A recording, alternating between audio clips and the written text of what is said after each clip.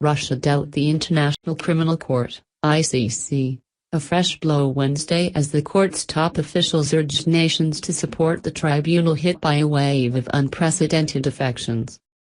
Moscow has never ratified the world's only permanent war crimes court, but in a heavily symbolic move on the opening day of the ICC's annual meeting, it said it was formally withdrawing its signature to the tribunal's founding Rome Statute.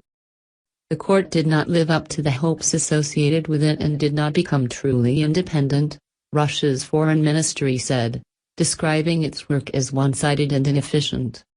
The move came only days after the Gambia on Monday formally notified the United Nations it was leaving the ICC, following in the footsteps of South Africa and Burundi. "Don't go," pleaded Senegalese Minister Sidiki Kaba, the president of the ICC's Assembly of State Parties, as he opened an 8-day meeting.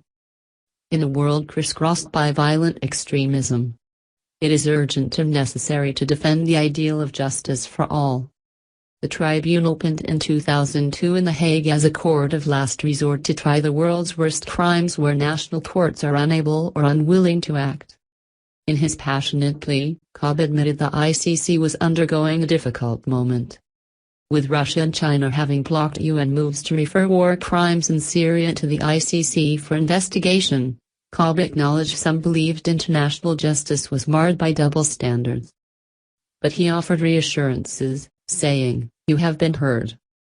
There have long been accusations of bias against African nations. And Kenya, Namibia and Uganda have also indicated they are considering pulling out of the Rome Statute." Legal dilemma. South Africa's Justice Minister Michael Motshekga told the Assembly the decision to quit was not taken lightly by his country, which had played a major role in drawing up the founding statute.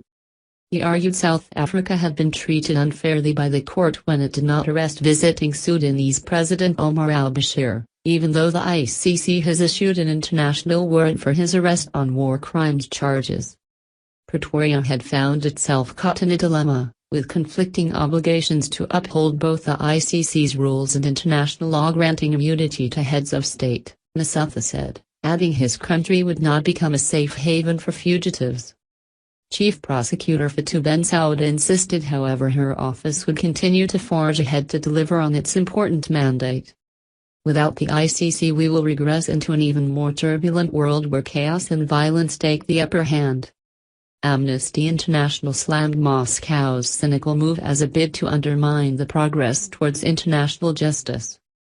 But Bensouda told AFP later that Russia's decision would not impede her ongoing investigation into alleged war crimes during the brief 2008 war between Russia and Georgia over the breakaway region of South Ossetia.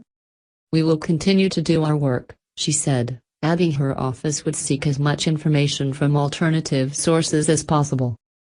Bensouda has also opened preliminary probes into cases in the Palestinian territories, Colombia as well as Ukraine, and revealed she may be poised to launch her most complex investigation so far. In her annual report she said there was a reasonable basis to believe U.S. troops as well as the Taliban and Afghan forces may have committed war crimes in Afghanistan. "Do not betray victims. If a full-blown investigation goes ahead, U.S. forces would be exposed for the first time to an ICC investigation, although it is highly unlikely any American troops would end up in the dock in The Hague." Palestinian Foreign Minister Riyad Malik meanwhile pressed the court to launch a full investigation into what he said were crimes that continue to be committed by Israeli occupation. "To drop the probe would send a message to our children that criminals can get away with their crimes, because we live in a world where might is right." UN Human Rights Chief Zeid al-Hussein warned of a new trend of isolationism, adding now is not the time to abandon the post. "This is the time of resolve and strength.